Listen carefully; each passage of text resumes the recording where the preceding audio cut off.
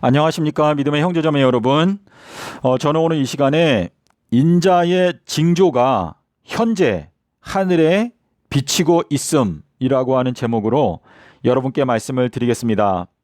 예수님께서 이 마지막 때를 내다보시면서 노아의 때와 똑같은 방식으로 마지막 심판이 진행이 될 것이다 라고 경고를 하셨는데요. 노아 당시에 수많은 사람들이 홍수가 와서 자신들이 멸망을 당하게 되는 그 순간까지 깨닫지를 못하였다라고 예수님께서 경고를 하셨습니다. 자, 그래서 지금 현재 2022년도에 여러분께서 보실 때에 하늘에 인자의 징조가 비치고 있는 것이 여러분의 눈에 보인다면 여러분께서는 주님의 재림을 위해서 준비할 수가 있고 주님의 재림을 맞이할 수 있게 될 것입니다. 하지만 이 인자의 징조를 깨닫지 못한다면 결국은 노아 당시에 수많은 사람들이 멸망당하게 되는 그 순간까지 깨닫지 못했던 것처럼 이 마지막 때에도 수많은 사람들이 멸망당하는 그 순간까지 깨닫지를 못할 것이다 라고 예수님께서 경고를 하셨습니다. 자, 우리 마태복음 24장에 보면은요, 여기에 징조라고 하는 단어가 3번 나타나고 있습니다.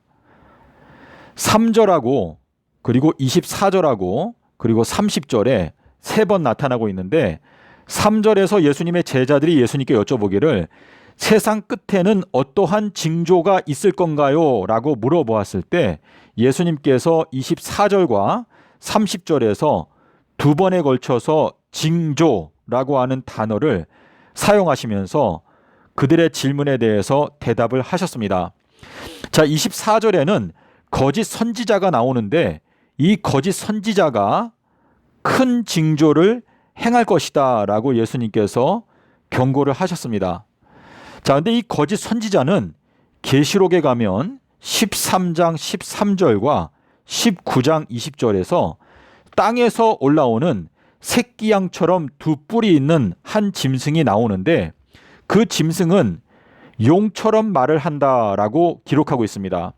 그런데 이 거짓 선지자, 이 땅에서 올라오는 새끼 양처럼 2뿔이 있는 그 짐승은 거짓 선지자라고 19장 20절에서 설명하고 있는데 이 거짓 선지자가 하늘에서부터 불이 내려오게 할 것이다 라고 예수님께서 말씀을 하셨습니다.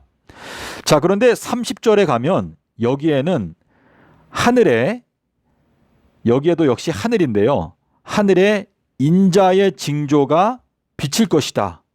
인자의 징조가 비치게 될 것이다 라고 예수님께서 말씀을 하셨는데 이 하늘이라고 하는 이 단어는요. 마태복음 16장 1절부터 4절까지 읽어보게 되면 사두개인들과 바리새인들이 예수님께 와서 하늘에서부터 내려오는 표적을 보여주십시오. 징조를 보여주십시오 라고 했을 때 예수님께서 내가 너희들에게 보여줄 수 있는 하늘에서부터 내려오는 징조, 하늘에서부터 내려오는 표적은 딱 한 가지 요나의 징조밖에 없다라고 대답을 하셨습니다. 자, 그래서 우리 마태복음 24장을 요약하게 되면 세상 끝에 있게 되는 징조는 2가지로 나눌 수가 있는데 하나는 거짓 선지자가 행하는 큰 징조, 그것은 하늘에서 불이 내려오게 하는 징조를 보여줄 것이고 그리고 이제 참된 징조, 그거는 예수님께서 우리에게 보여주시는 징조인데 그것은 바로 요나의 징조 또는 인자의 징조. 마태복음 12장 40절에서 인자가 땅속에서 삼낮 삼밤을 지내리라. 그것이 예수님께서 우리에게 허락하시는 유일한 징조이다 라고 말씀을 하셨습니다. 자, 그래서 우리 여기 화면을 보시면요. 예수님께서 요한복음 5장 35절에서 요한은 등불이다 라고 말씀을 하셨습니다. 그런데 누가복음 11장에 가면 등불에서 번갯빛이 비추어 나온다 라고 말씀을 하셨는데 마태복음 24장 27절에 번개가 동편에서 나서 서편까지 비친다라고 말했습니다. 비친다. 자, 근데 이 비친다라고 하는 이 단어가 마태복음 24장 30절에 똑같이 나타나고 있는데 그때의 인자의 표적, 인자의 징조가 하늘에 비치겠고라고 말씀하시고 있습니다. 자, 그래서 우리가 알 수 있는 건 뭐냐면, 자, 번개가 동편에서 나서 서편까지 비추는데 이 번개라고 하는 것은 등불에서 흘러나온다라고 말했습니다. 자, 근데 이 등불은 요한, 엘리야를 말하는 것인데 침례 요한이 2000년 전에 우리에게 전해주고 갔던 그 기별에서 번개가 비추어 나오는데 그 번개가 동편에서 나서 서편까지 비추게 되는데 마태복음 24장 30절에 가니까 그때의 인자의 표적이 하늘에 비추겠고라고 말했습니다. 자, 그래서 지금 인자의 표적이 하늘에 비친다라고 하는 이것은 침례 요한을 통해서 성취가 되는 예언인데, 다시 말해서 엘리야의 심령, 엘리야의 영으로 말미암아 이제 인자의 표적이 하늘에 비치게 될 것이다. 다시 말해서 등불에서 번개가 비추어 나오는데 그 번개 빛을 통해서 인자의 표적이 선포가 되는 것이고 그 인자의 표적이 이제 하늘에 비추어지게 된다라고 하는 말씀을 하시는 것입니다. 그래서 인자의 표적은 인자가 삼낮 삼밤을 땅 속에서 지낸다라고 하는 이 말씀이 마음 가운데 깨달아지는 사람들은 결국은 하늘에 지금 현재 인자의 표적이 비치고 있는 것을 깨닫게 될 것이다 라고 하는 의미가 되겠습니다. 믿음의 형제자매 여러분, 지금 저희가 재림의 때에 가까이 왔고 7번째 날에 저희가 들어와 있기 때문에 예수님께서 저희들에게 성령 보혜사를 보내시고 또 엘리야의 영을 보내주셔서 인자의 표적이 무엇인지 우리의 마음 가운데 깨닫게 하심으로 말미암아 지금 현재 하늘에 인자의 징조가 비치고 있다는 것을 우리의 마음 가운데 깨닫게 역사하여 주시는 때에 저희가 살고 있습니다.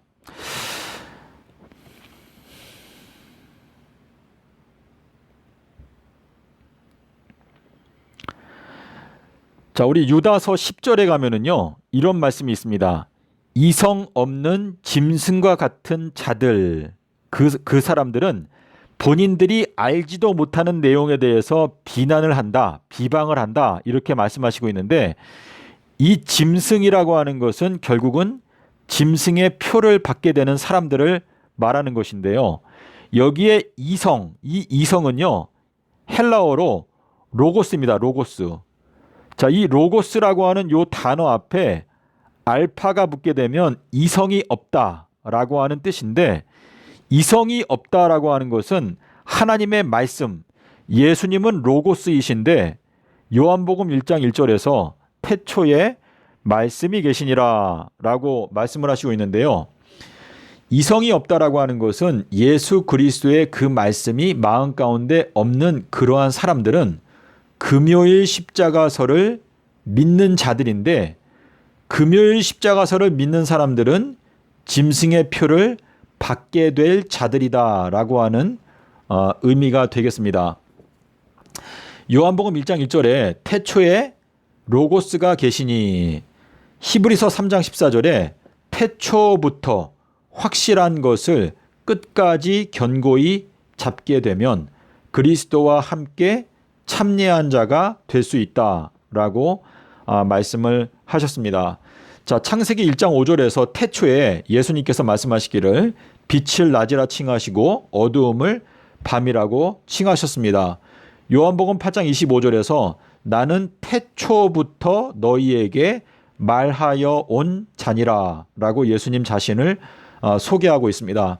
예수님은 처음이요 마지막이고 태초이시며 마지막이신데 예수님께서 태초에 말씀하신 이 창조 사건 때 말씀하신 빛을 낮이라고 칭하시고 어둠을 밤이라고 칭하신 이 창조주를 경외하라. 이것이 첫 번째 천사의 기별인데 첫 번째 천사의 기별을 받아들이는 사람들은 삼낮 삼밤 땅속에서라고 하는 이 말씀을 듣게 되었을 때 금요일 십자가설이 거짓된 교리라는 것을 깨닫고 예수님이 수요일에 십자가에서 죽으시고 목금토 땅속에서 계시고 일요일에 부활하셨다라고 하는 이 진리를 깨닫게 되면서 십자가 사건은 서기 30년에 이루어졌다라는 것을 깨닫게 될 수가 있습니다.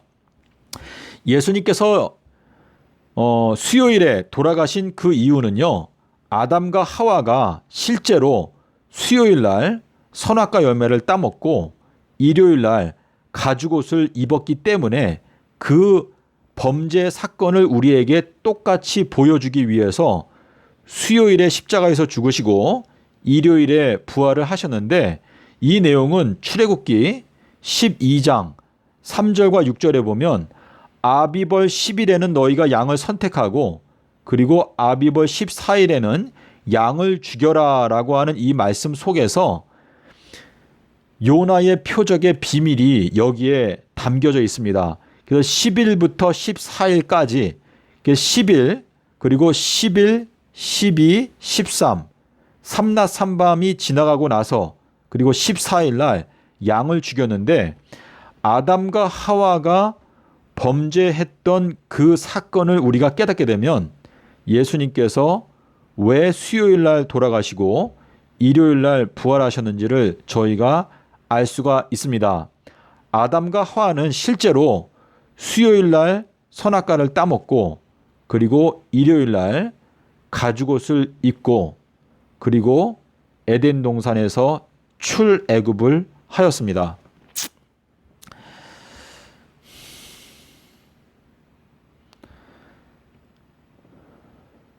자, 요나의 기적을 거절하는 자는 어리석고 더러운 영의 소유자이다 라고 제가 이렇게 적었는데 예수님께서 마태복음 12장 40절에서 요나의 표적을 말씀하시면서 나는 솔로몬보다 더 큰 자다. 나는 요나보다도 더 큰 자다 라고 말씀을 하셨는데 그 이유는 솔로몬은 지혜의 왕인데 그 솔로몬의 지혜보다도 더 큰 지혜가 요나의 표적 속에 들어있다 라고 하는 뜻이고 그리고 요나보다도 더 큰 자다. 자, 요나라고 하는 것은 비둘기라고 하는 뜻인데 비둘기보다도 더 위대하다라고 하는 것은 비둘기의 그 순결성보다 요나의 순결성보다 더 큰 순결성을 갖고 있는 것이 바로 요나의 표적 속에 숨겨져 있다라고 하는 뜻이기 때문에 요나의 표적을 거절하는 사람은 결국 어리석고 더러운 영을 갖고 있는 사람이라는 것을 우리에게 증거하여 준다라고 하는 뜻입니다. 그래서 지혜와 순결의 표로서 주신 것이 바로 삼낮 삼밤 땅속에서라고 하는 이 말씀인데요. 예수님께서 내가 너희들에게 허락하는 유일한 치료제, 너희들을 죄에서 구원해서 영생에 이르게 하는 유일한 치료제는 요나의 기적밖에 없다라고 말씀을 하시면서 이 요나의 기적은 솔로몬보다 더 큰 지혜, 요나보다도 더 큰 순결이 이 삼낮 삼밤 땅속에 라고 하는 이 말씀 속에 숨겨져 있다라고 하는 의미가 되겠습니다. 그래서 지혜와 순결을 얻게 하는 말씀이다 라고 하는 뜻입니다. 지금 마태복음 10장 16절에 보면은요, 너희가 뱀과 같이 지혜롭고 그리고 비둘기와 같이 순결하라 라고 하는 이 말씀이 결국은 요나의 표적에서 귀결된다 라고 하는 것을 여러분께서 이해하실 수가 있습니다. 같은 내용인데요. 지혜롭고 순결하게 변화되는 유일한 딱 한 개 유일한 기적의 말씀이 삼낮 삼밤 땅속에서라고 하는 말씀인데 이 삼낮 삼밤 땅속에서를 깨닫게 될 때 우리들은 예수님의 지혜를 배울 수가 있고 그리고 예수님의 순결성을 배울 수가 있다라고 하는 의미가 되겠습니다. 자, 예수님께서 마태복음 5장 20절에서 서기관과 바리새인들의 의보다 너희들의 의가 더 크지 아니하면 하나님의 나라에 들어갈 수 없다라고 말했는데 예수님께서 이 더 크다라고 하는 표현을 요나의 표적을 말씀하실 때 나는 솔로몬보다 더 크다. 나는 요나보다도 더 크다라고 말씀하셨기 때문에 삼낮 삼밤 땅속에서라고 하는 이 말씀은 서기관들과 바리새인들의 의보다 더 큰 의라는 것을 저희가 알 수가 있는데 예수님께서 말씀하시기를 너희들은 먼저 그의 나라와 그의 의를 구하라. 이 예수님의 의가 바로 삼낮 삼밤 땅속에서 이것이 바로 서기관들과 바리새인들의 의보다 더 큰 의가 바로 요나의 표적이다라고 하는 의미가 되겠습니다.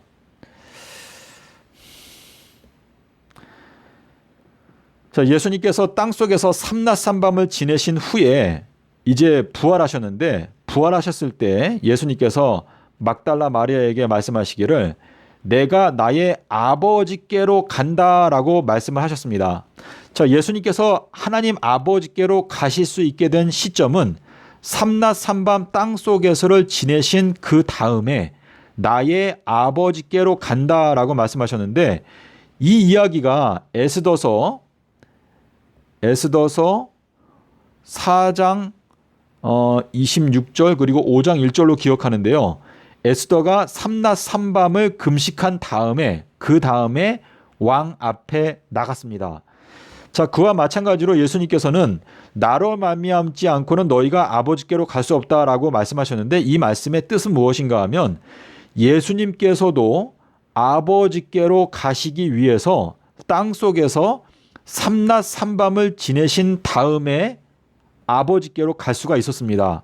그와 마찬가지로 우리들도 예수님과 마찬가지로 삼낮 삼밤 땅속에서라고 하는 이 말씀을 깨닫고 그것을 통과하지 않고는 아버지께로 갈 자가 없다라고 요한복음 14장 6절에서 말씀을 하셨는데 물론 요한복음 14장 6절에서는 나로 말미암지 않고는 아버지께로 갈 자가 없다. 내가 곧 길이고 진리고 생명이다 라고 하신 이 말씀은 예수님께서 걸어가신 그 길을 우리가 깨닫지 못하면 우리가 아버지께로 가는 길을 발견할 수가 없다라고 하는 뜻인데 다니엘서 12장 7절에 보면 예수님께서 말씀하시기를 반드시 한 때와 두 때와 반 때를 지나서 성도들의 권세가 다 깨어지기까지 하리니 그때에야 끝이 온다라고 하는 이 말씀은 성도들도 예수님과 마찬가지로 한 때, 두 때, 반 때를 통과해서 성도들의 권세가 다 깨어지는 그 경험을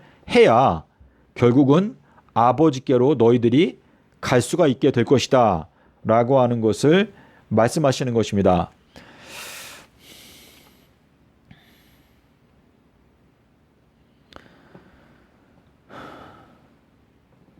자, 여기 기독교를 향한 엄중한 경고가 있는데요. 예수님께서 외식하는 자들아 그리고 회칠한 무덤들아 라고 말씀을 하시면서 너희가 어찌하여 요나의 표적을 분별하지 못하느냐 깨닫지 못하느냐. 자, 여기에 있는 성경 구절을 여러분께서 그냥 정독하시게 되면 예수님께서 말씀하시는 요지가 뭐냐면 요나의 표적을 깨닫지 못하는 사람들은 전부 다 외식하는 자들이다. 회칠한 무덤들이다.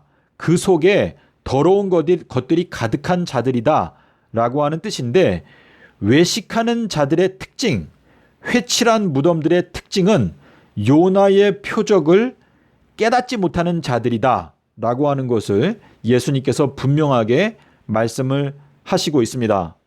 자, 그래서 이 마태복음 15장 8절에 보면은요, 외식하는 자들아 라고 예수님께서 말씀을 하시면서 너희가 입술로는 나를 존경하지만 마음은 요나의 표적에서 멀리 떠나 있다 라고 말씀을 하시면서 금요일 십자가설로 교훈을 삼아서 가르치기 때문에 너희가 나를 헛되이 경배하는도다 라고 예수님께서 말씀을 하셨습니다. 자, 그래서 외식하는 자들, 회칠한 무덤, 또 화 있을진저, 또 눈에 있는 들보, 또 장로들의 누룩, 이것이 전부 다 요나의 표적과 연결되어져 있는데요. 주님께서 이 외식하는 자들에 대해서 평가하시면서 너희들은 독사의 자식들이다, 너희들은 뱀들이다 라고 말씀하시면서 너희가 어떻게 지옥의 판결을 피하겠느냐라고 말씀을 하셨는데, 요나의 표적을 깨닫지 못하면 결국은 전부 다 지옥의 판결을 받게 된다라고 하는 것을 예수님께서 분명하게 말씀을 하셨습니다. 예수님께서 우리에게 허락하시는 유일한 표적이 요나의 표적인데, 이 요나의 표적, 기적, 이것이 우리들을 구원하게 되는 하나님께서 허락하시는 유일한 치료제라고 하는 것을 예수님께서 말씀을 하시고 있습니다. 예, 제가 다 말씀을 드렸는데요. 믿음의 형제자매 여러분, 제가 아까 맨 처음에 말씀드린 그것을 다시 생각하면서 지금 현재 하늘에 인자의 징조가 하늘에 비치고 있습니다. 자, 이 비친다라고 하는 단어가 마태복음 24장에 2번 나타나고 있는데, 번개가 동편에서 나서 서편까지 비친다라고 하는 이 비친다라고 하는 단어가 마태복음 24장 30절에 똑같이 나타나고 있습니다. 그때의 인자의 표적이 하늘에 비치게 될 것이다 라고 말했는데, 이 빛을 비춰준다라고 하는 것은 등불에서 번개가 나오는데 이 번개가 너희들을 비추어 준다라고 하는 뜻이기 때문에, 이 인자의 표적, 삼낮 삼밤 땅 속에서 이 말씀을 비추어 주는 것은 엘리야, 등불, 요한이 엘리야인데, 이 요한이 2000년 전에 엘리야로서 우리에게 빛을 비추어 주고 있는데, 이 빛이 바로 삼낮 삼밤 땅 속에서 이 말씀을 우리의 마음 가운데 비추어 주고 있다라고 하는 의미입니다. 자, 그래서 믿음의 형제자매 여러분, 오늘날 인자의 징조가 여러분의 마음을 비추게 된다면 여러분은 주님의 재림을 위해서 준비할 수가 있고 주님을 맞이할 수 있는 준비가 이루어지는 것입니다. 자, 누가복음 18장에 가면은요, 인자가 올 때에 세상에서 믿음을 보겠느냐라고 하는 말씀이 있는데, 이 인자는 엘리야의 기별을 말하는 것입니다. 자, 엘리야의 기별은 요한복음 1장 23절인데 주의 길을 곧게 하라 라고 하는 말씀이거든요. 그래서 여러분께서 영생에 들어가기 위해서는 반드시 엘리야의 기별, 인자가 전파하고 있는 기별을 깨달아야 되는데, 그것이 바로 삼낮 삼밤 땅 속에서 이 말씀을 깨닫지 못하면 여러분들은 멸망당하는 순간까지 깨닫지 못하게 된다라고 하는 의미가 되겠습니다. 그래서 여러분께서 이 마지막 때에 이 예수님의 말씀을 확실하게 깨달아야 때를 따라서 양식을 나누어 줄 수 있는 지혜롭고 충성스러운 청지기의 직분을 감당할 수가 있게 되는 것입니다. 예, 오늘 여기에서 마치도록 하겠습니다. 감사합니다.